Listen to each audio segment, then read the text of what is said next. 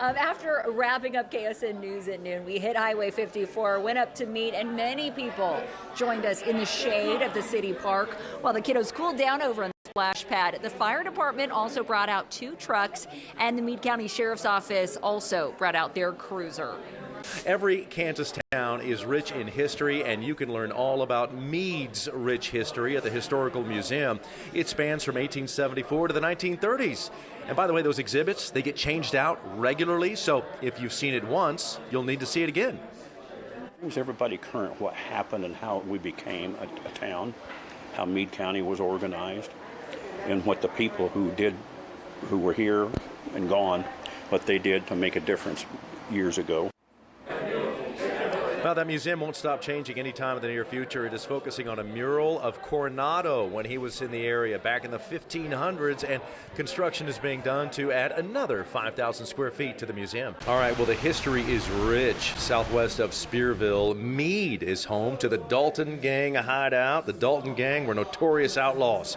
Back in the 1890s, the band of brothers were known for robbing banks and trains down there in Oklahoma. Now, see, their sister lived in Meade, and legend has it the gang used an underground tunnel between her house and the barn to escape the law.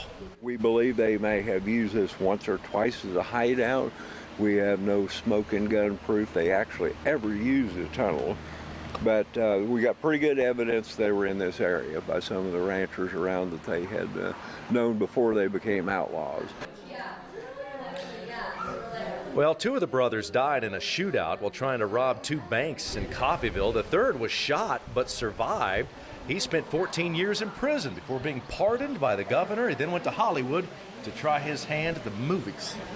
I like hey, listen, I like the Wild West stuff, man. I just learned that with the accent. I'm a Western history buff. And every time I talk about it, I got to talk a little bit like... You got to throw in an accent. I got to throw in the drawl there. You know, people at home are saying, yeah, all they're right, saying, no, the heat's getting to them. They're turning the channels over here. I think that's what's happening. Day 4 is about to come to a close in about 5 minutes. And day 5, guys, is going to be a big one, huge. We're stopping in 5 towns, okay? 5 towns tomorrow as we make our way back to Wichita. Here's a look at the itinerary for tomorrow.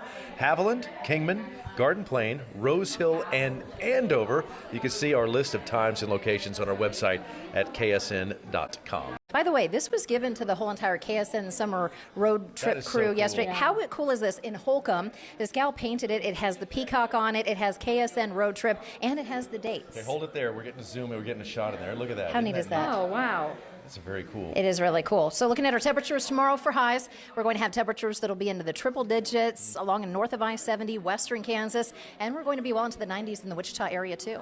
We have been, I will say, lucky with the weather. I don't want to jinx it. That's easy to say, though, because we just spent the last 2 hours inside. Lisa was outside. I was outside in the wind, and everybody says, oh, quit messing with your hair because, you know, this is western Kansas. This is, you know, all about windmills here. It's about the wind. And next thing you know, Julia's in here helping me out. She's helping a girl out over here. Well, they say, don't mess with your hair. It's going to get messed up. And I said, yeah, but people at home don't always know that. So I'm looking out. Big thanks to everybody that we met today. You were tremendous. We enjoyed day 4 of the road trip, and we can't wait for day 5. Yeah, it's going to be a big, big day, so please make sure to come out and see us. We'll see you tomorrow.